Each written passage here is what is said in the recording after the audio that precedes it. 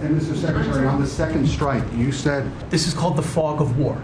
This is what you in the press don't understand.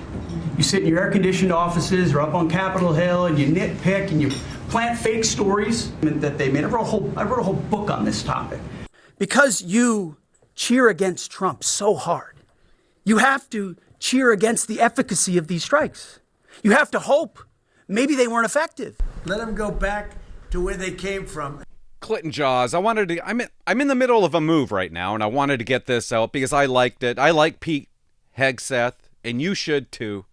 He gives it to the press today, and then Trump, well, he ends the meeting in Trump fashion with J.D. Vance going, yes. And what I found odd was Marco Rubio's response to J.D. going, yes. Pete Hegseth, a beauty. We all remember what he did to the media back in June.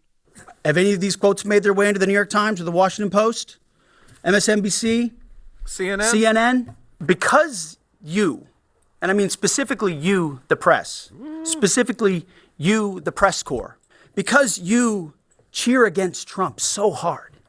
It's like in your DNA and in your blood to cheer against Trump. Because you want him not to be successful so bad, you have to cheer against the efficacy of these strikes.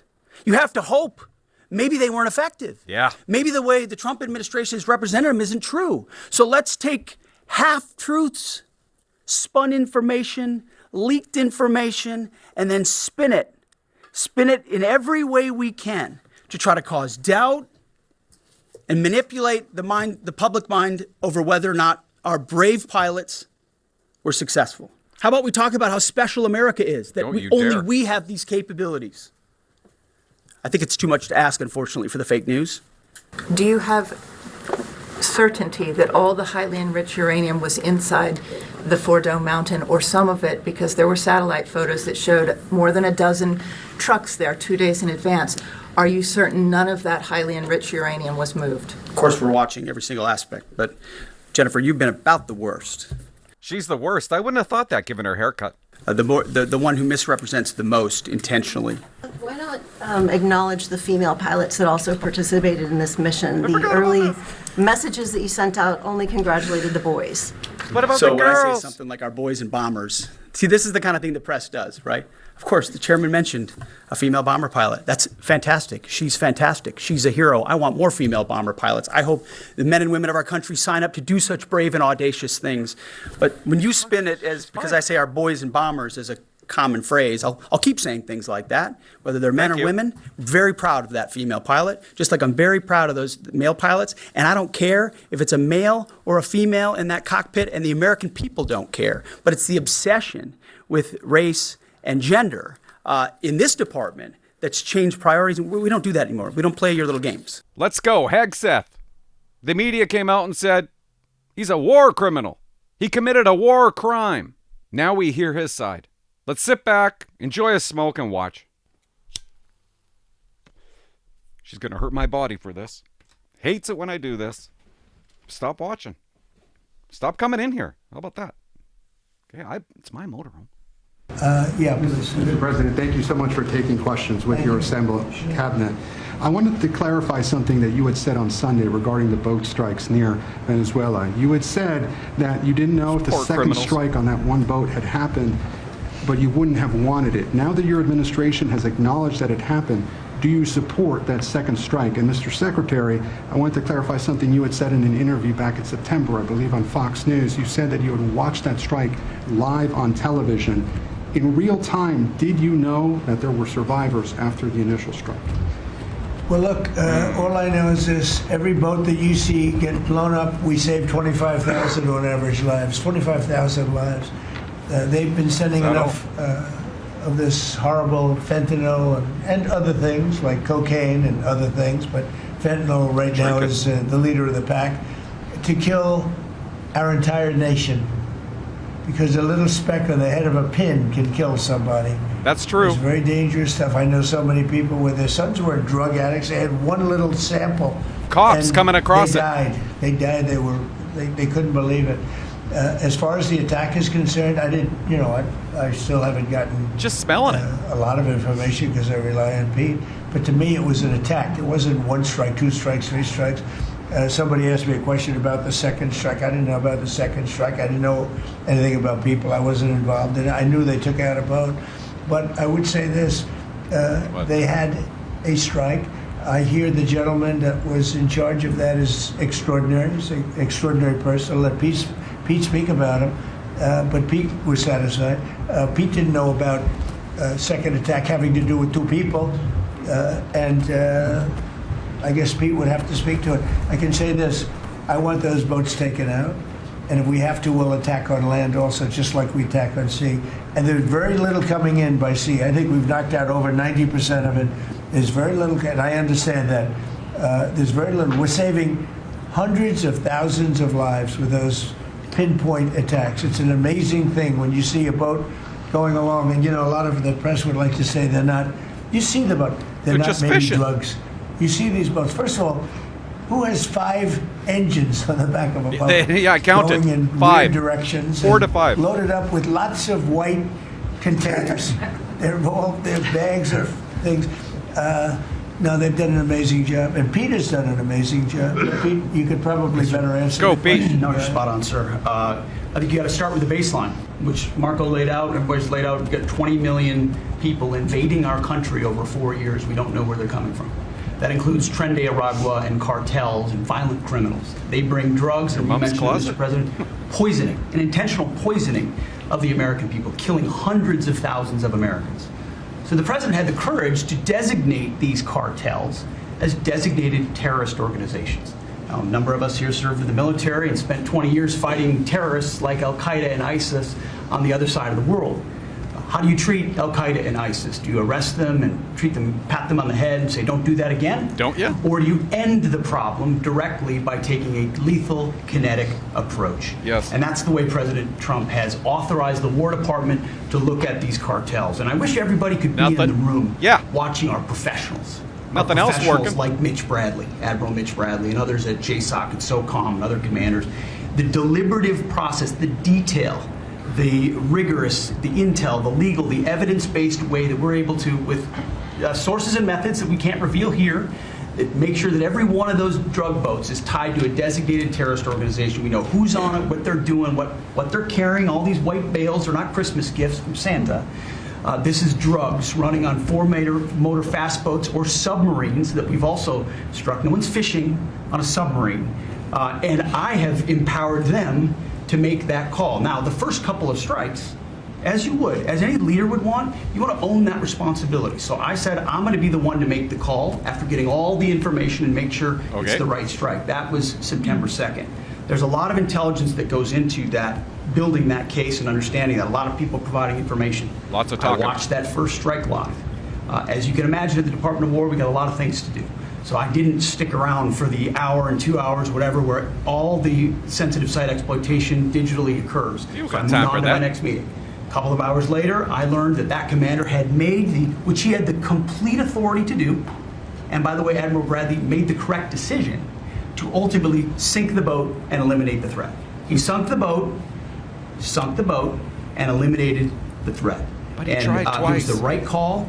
We have his back, and the American people are safer because narco-terrorists know you can't bring drugs through the water and eventually on land if necessary. Of course, make to a the point. American people, we will eliminate that threat, and we're proud to do it. So you didn't see any survivors, to be clear, after that first strike? You personally? I did not personally see survivors, but I stand, because the thing was on fire. It was exploded in fire or smoke. You can't see anything. You got digital. This is called the fog of war. This is what you in the press don't understand. You sit in your air-conditioned offices or up on Capitol Hill and you nitpick and you plant fake stories in the Washington Post about kill everybody, phrases on anonymous sources not based in anything, not based in any truth at all. And then you want to throw out really irresponsible terms about American heroes, about the judgment that they made. I wrote a whole book on this topic because of what politicians and the press does to warfighters. He's an expert. President Trump has empowered commanders to do what is necessary, which is dark and difficult things in the dead of night on behalf of the American people. We support them, and we will stop the poisoning of the American people. And Mr. Secretary, on the second strike, you said it happened more than an hour after the first. Did I hear it I couldn't tell you correctly? the exact amount of time. Minutes, or you went off the room, is what you're saying. I already stated my answer quite clearly. And we're going to start doing those strikes on land too. You know, the land is much easier. It's much easier. And we know the routes they take. We know everything about them. Media's not gonna We know like where that. they live. We know where the bad ones live. And we're going to start that very soon too. One of my friends that I went to school with, I came back to town. I became a cop back in town. I got transferred back here in town. I show up to his house. There he is, face planted. And as I entered the door, on the windowsill, on the ledge, nose level, I look over. And there it is. That's what killed him. It was fentanyl. Cops are dropping. And I was lucky just from the smell of it. ODing just from the smell of it. And we're taking those son of a bitches out, yeah. Thank you so much, Mr. President, for taking over Christians. I think This is how Trump ends it. You gotta watch it. And I want you to watch. I don't know. Maybe I'm making too much of it. Marco Rubio, his response to J.D. Vance. Right here, Trump responds to a question about somebody with Down syndrome. Yeah. I'm Tim Walz, Mr. President. Do you Tim think Walz. he should resign over the fraud scandal in his state? That who should? Tim Walz, over the fraud scandal in his state. Look, I think the man's a grossly incompetent man. He's a I wacko. thought that from the day I watched JD destroy him in a debate. I was saying, who was more incompetent, that man or my man? I had a man and he had a man. They were both incompetent. And What? I had a man and a woman. I thought she was very incompetent too, but now she's leading the field. And I think she's leading the field for the nomination. Anyway, look, Lost me that's there. up to them. That's up to the Democrats. You know, the problem with them is they have really bad policy. And I'm not going to say what it is because I don't want them to change it necessarily. Because I want to run against it.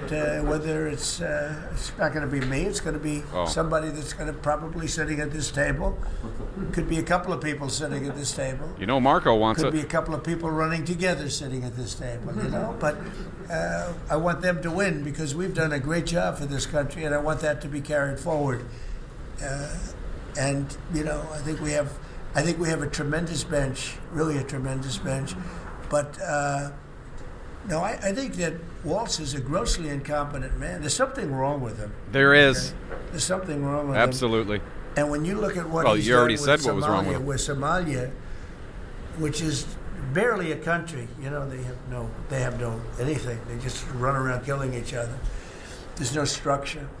And when I see somebody like Ilhan Omar, who I don't know at all, but I always watch her for years. I've watched her complain about our Constitution, Married her brother. how she's being treated badly. Our Constitution, the United States of America. You don't like it? A bad place. Hates everybody, hates Jewish people, hates everybody. And I think she's an incompetent person. She's a real terrible person. But when I watch what Nasty. is happening in Minnesota, the land of 1,000 lakes or however many lakes they have, they got a lot of lakes. But this beautiful place, and I see these people ripping it off.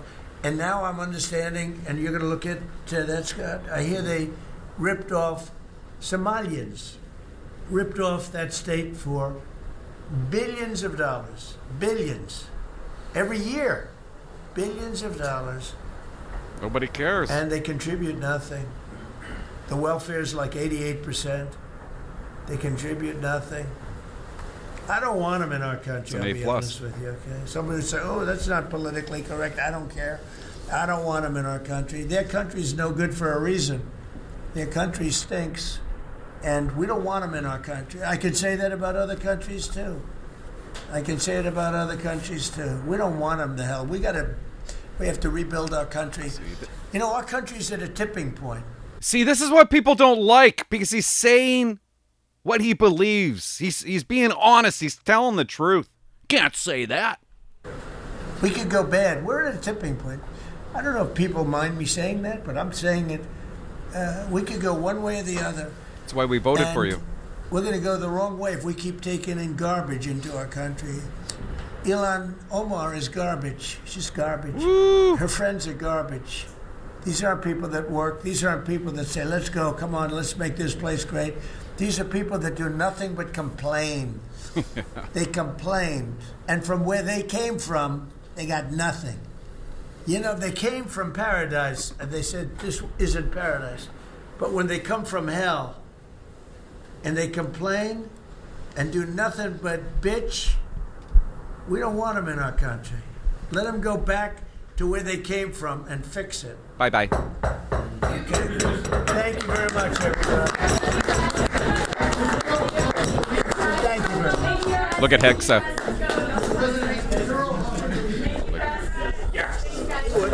JD Vance. Different angle. Watch Haggy.